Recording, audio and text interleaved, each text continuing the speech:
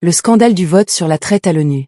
123 pays ont reconnu la traite des esclaves comme l'injustice la plus inhumaine et la plus durable contre l'humanité, à l'ONU. Le refus ou l'abstention de grandes puissances comme la France, les États-Unis ou l'Argentine soulèvent des questions sur la frontière entre mémoire et responsabilité juridique.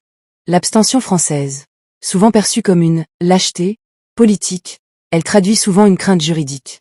Reconnaître la traite dans ces termes exacts pourrait, selon certains juristes, ouvrir la porte à des demandes de réparation financière massives et à des contentieux d'État à État. Le front du refus, USA, Israël, Argentine. Ces votes contre illustrent une résistance à l'idée d'une responsabilité transgénérationnelle. Ils reflètent également des tensions sur la définition des crimes contre l'humanité, lorsqu'ils sont appliqués à des structures économiques historiques, comme le capitalisme de plantation.